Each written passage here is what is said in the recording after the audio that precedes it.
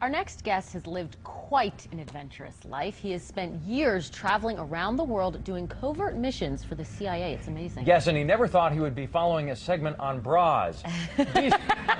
These days, Barry Eisler spends time taking readers on an adventure of their own through the pages of his thrilling novels. He's here today to talk about his latest book, the latest in the John Rain series, The Last Assassin. Please welcome Barry Eisler. Welcome.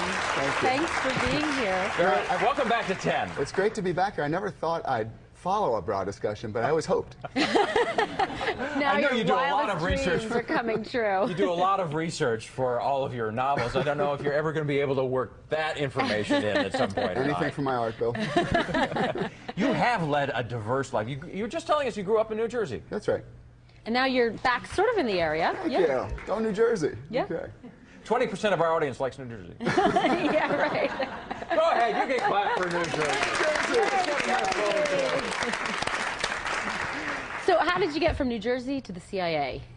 By way of Cornell University and Cornell Law School. I just got it into my head that this might be an interesting thing to do. Back then there was no internet, so I picked up some materials in the Career Center, made a phone call. One thing led to another, and the next thing I knew, I was in Langley. What was that phone number? Is there a special phone number you call? Yeah. You can find it in the Cornell Career Center. Now you were doing incredibly difficult, life-threatening stuff in the CIA, and some of that stuff I imagine has found its way into these books. Well, yeah, I don't think my life was ever really threatened, although well, what exactly did you do for the CIA there, Barry? I didn't do very much, really. Can you talk about it? It was a very interesting thing to do, and I definitely did learn a lot, both from the training and the experience of working in a big government organization that now informs the novels I write. So it was a great experience. They put you through a lot of training, too. Tell us what you you can tell us what you learned. Well, the training is, there's paramilitary school, the SOTC, Special Operations Training Course. It's about 7 or 9 weeks. So it's what it sounds like. It's outward bound with guns. It's a good way to think of it. Most fun I've ever been paid to have. Now, this central character in your books and in this latest book, John Rain, he's essentially a killer with a contract killer with a conscience. What does that mean? Explain that. It means that Rain is not untroubled by what he does. He is an assassin. He does do these jobs.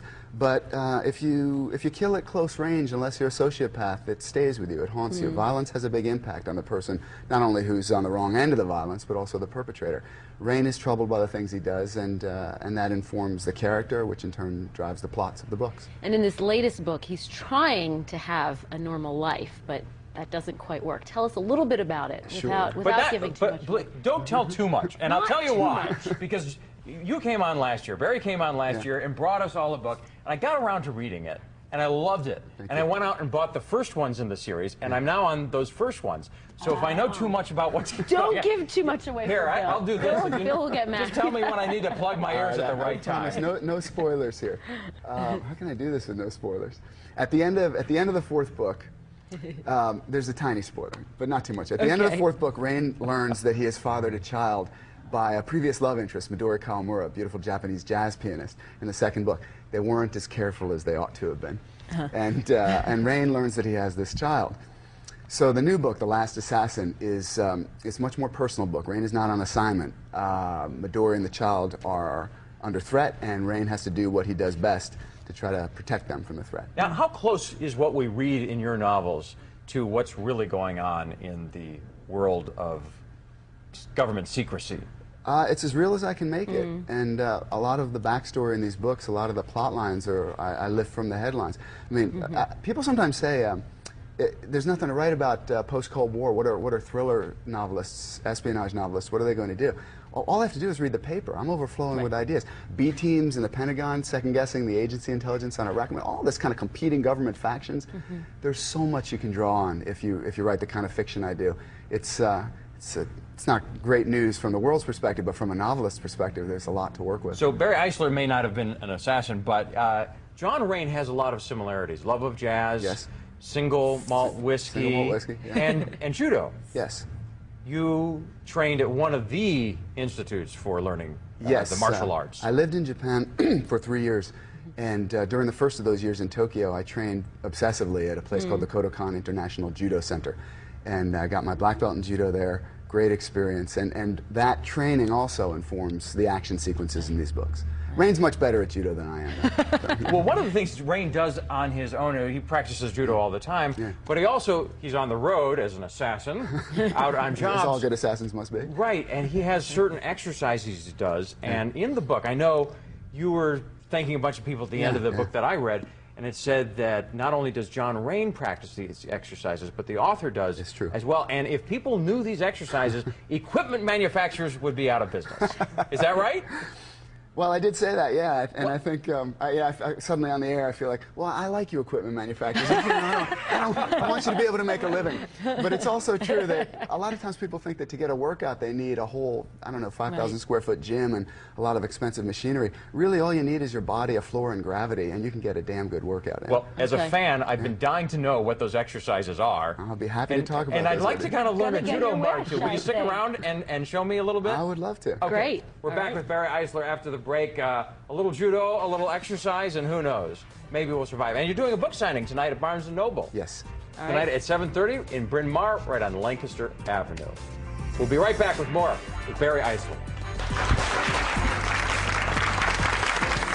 Hi, I'm Katie.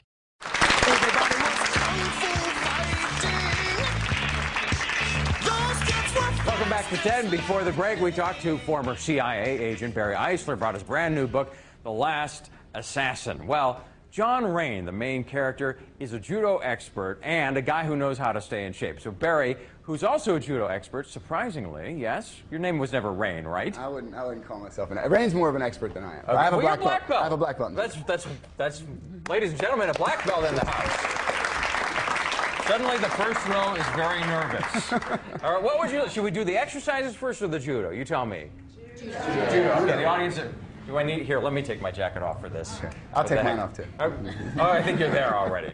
So what do I need to know? All right, I'll tell you what. I'm going to show you. This is a grappling move. You could adapt it from judo, Western-style wrestling. In fact, I learned this in high school wrestling, but it's for me a very nice self-defense move.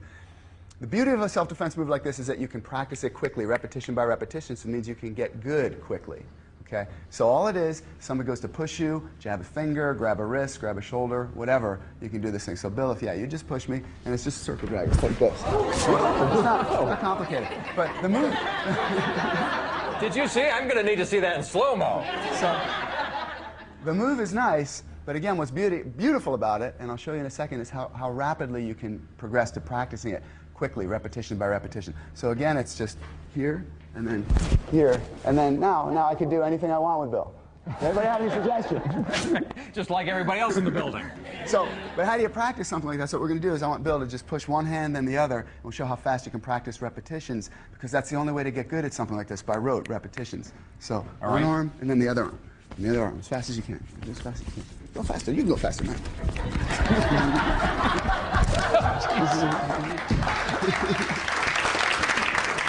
All right, obviously you're in very good shape. We don't have a whole lot of time, but show me some of the exercises that John Rain does when he's on the road. These are John Rain's exercises. He learned them from a guy named Matt Fury from, who does something called combat conditioning, combatconditioning.com. Simple, body weight calisthenics. All you need is your body, a floor, and gravity, and you've always got those things, right? So just a few. It's like squats. We can all do squats, right? That's a squat. So how many? Like that. So just. Well, Matt Fury does hundreds. I do maybe 800. Yeah, it's just swinging. 800? Well, my goodness. No, 800. Oh, 100. 100. Okay. Yeah, you know, well, it varies. Still. So that's one. Okay. And you can do lunges, right? I mean, how much room do you need for this? I stay in a lot of cramped hotel rooms when I'm on the road. I try to do this stuff. It really helps. Are the rooms in Japan a little smaller than they are around you can here? even do these in a Japanese business hotel room. I know, for a fact. So, but if you do these in an airport, you might have trouble, I suppose. They'll come looking for you. It's like, what is he doing? I have had to explain myself more than once. One last one. Okay, one last one. What Matt Fury calls Hindu push-ups, butterfly or caterpillar push-ups, judo push-ups, whatever you want to call them. They're like this. They're great for your arms, your back, your neck. You look up at the ceiling, you come back, and again, up at the ceiling. Great stretch. It's good for your chest, your arms, your shoulders. It's great for everything. Are you wearing special underwear or something that allows you to do that? A special bra. I'm wearing the Kiss Me cleavage bra. Do you have to? Should I not say that on live television? I'm going to leave you alone in the green room later on, okay? You're on your own, especially after that judo move. The Last Assassin on the bookshelves right now. Yes. Check him out at Barnes & Noble in Bryn Mawr on Lancaster. Barry Eisler. Thank you. Welcome back. Very good to see you. You didn't do it then. Look how good he is. The 10 Show crew gets a